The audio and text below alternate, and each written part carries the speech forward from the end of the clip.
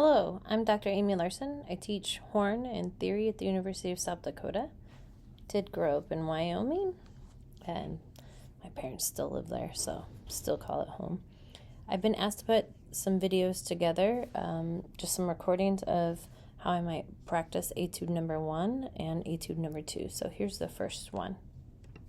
Here is the first etude. This is the Hunter's Chorus by Weber.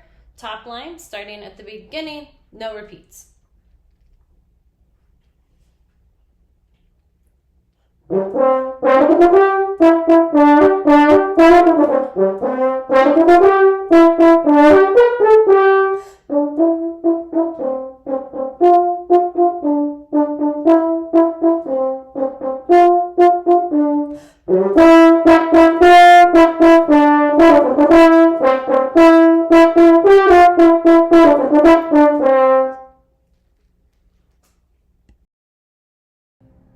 When we take a minute to dive into this first etude, first of all, I'm thinking that this is our technical etude. This is where they want to see how fast can we play. Quarter note's only at 120, so please don't go beyond that.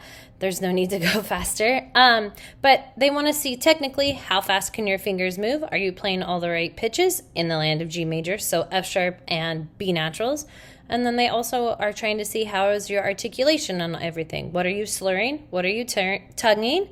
And are we able to jump around the horn effectively well?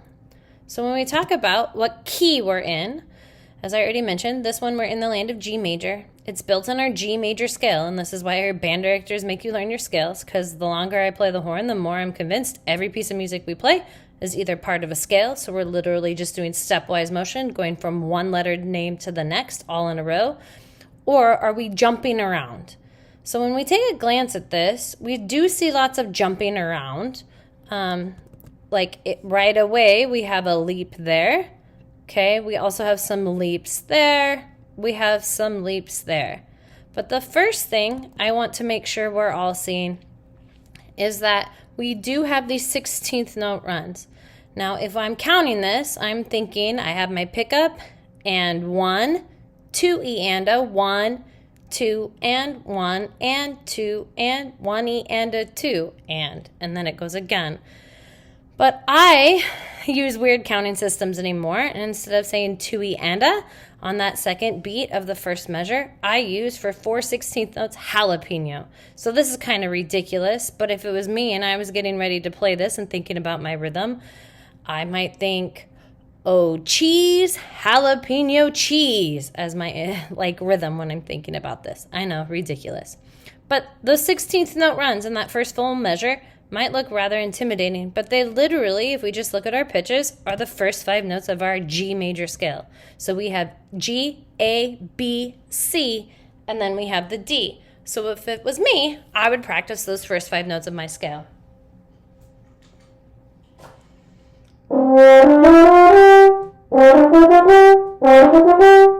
Okay, then when we continue to look, we have more passages over here where we have more 16th notes, but it's still stepwise motion. We're just, instead of starting on the G or on the D and coming down, we start on the B and go back up to C. So we're going B, C, B, A, G on that one.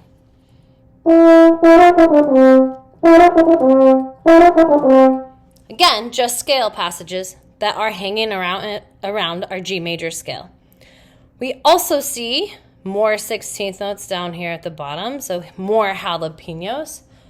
But again, these are all scale-wise patterns. We're starting on B, going down to A, to G, and then back up. So we're really only hanging out with 3 notes there. That's what I'm thinking there.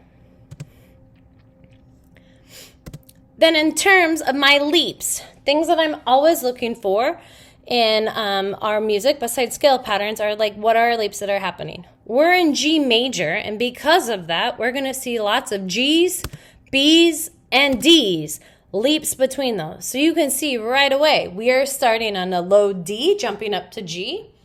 Then I skip my 16th notes, and I have still only pitches that are using my G, B, and D. Jump a little bit later, I see a similar thing.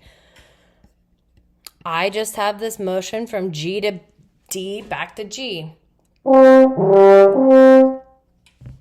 Down here we see it too. And we'll touch upon that one in a minute.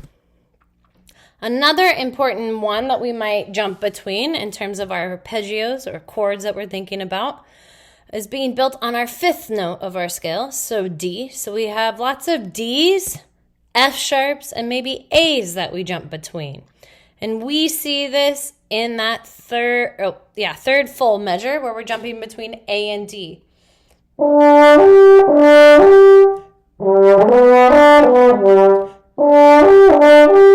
For that measure. We also see it down here. Exclude the E for a minute, and I'm still only hanging out with A, D, F sharp, and D. Sorry.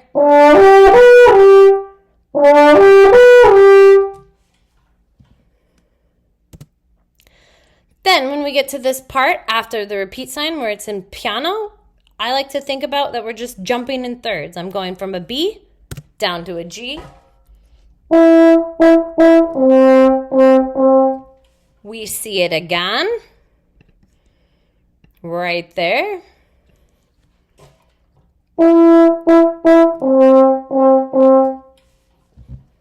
Then we also see where we jump from a C to an A. So I might practice those leaps.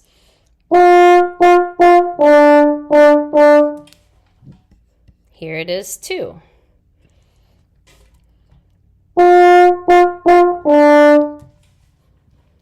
And that's kind of how I would tackle this one. Looking at it, is it scales or are we jumping around between leaps? Part of our G, B, D or D, F, and F sharp, A, and then jumping between like B to G, C to A. I hope this was useful to you. Please reach out if you have any questions, and good luck on your audition.